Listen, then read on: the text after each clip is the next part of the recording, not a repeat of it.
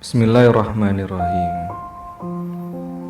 Lagi-lagi Maulana Rumi mengajarkan kita cara untuk menggunakan akal sehat dengan baik.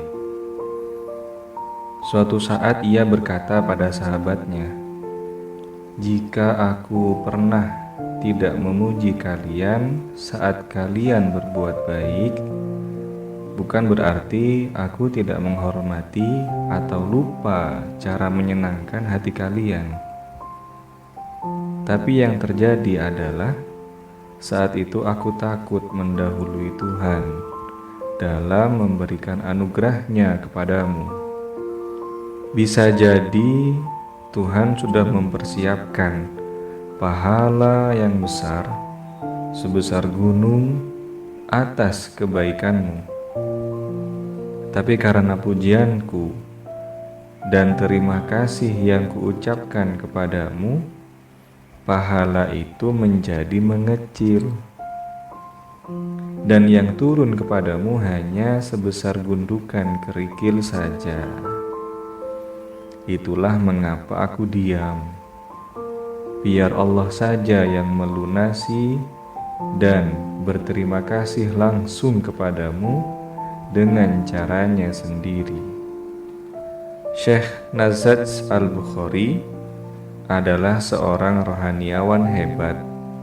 Beliau buta huruf, selalu kesulitan dalam membaca. Tetapi banyak orang mencari beliau karena beliau sangat ahli dalam menafsirkan ayat Quran dan hadis Nabi. Bahkan Syekh Nazaj mengetahui ayat yang turun saat Nabi ada pada makom tertentu. Beliau bisa menjelaskan makom-makom kenabian, menjelaskan bagaimana cara untuk mencapainya, dan bagaimana Rasulullah mencapai makom itu. Ketika ditanya, "Bagaimana bisa engkau mencapai pemahaman rahasia ini, wahai Syekh?"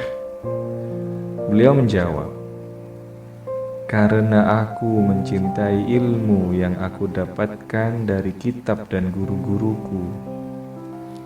Kebanyakan orang sekarang hanya tahu cara mengulang apa yang ia baca. Bahkan beberapa menjual ilmu yang ia dapatkan.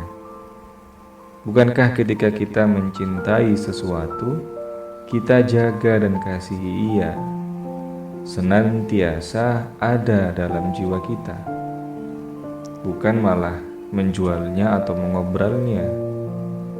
Itulah mengapa Allah menganugerahi ribuan pengetahuan kepadaku, karena aku mencintainya. Setiap manusia dianugerahi akal, sesuatu yang karenanya manusia memiliki derajat yang tinggi. Akal yang sehat adalah jalan untuk sampai kepada pintunya. Tetapi jika kau ingin masuk ke dalam pintu itu, tinggalkanlah akalmu. Karena saat kau sudah ada di hadapan Sang Raja, pasrahkanlah dirimu secara total. Biarkan cinta dan keindahan cinta yang menguasaimu saat itu.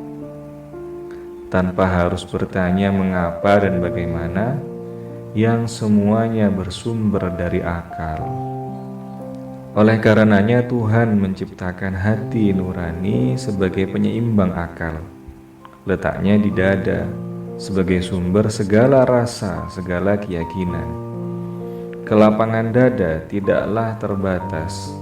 Seluas apapun aspek kehidupan manusia, ia akan tetap bisa menampungnya. Hanya terkadang akal mencoba membatasi kemampuan hati.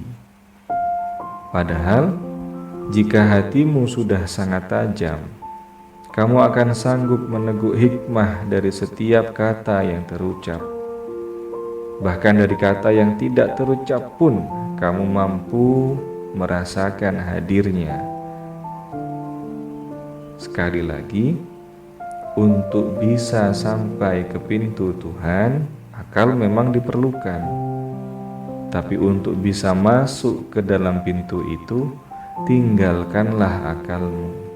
Gunakan hati nurani, karena hanya hati orang-orang yang soleh yang dapat naik menembus langit menuju Tuhan semesta alam.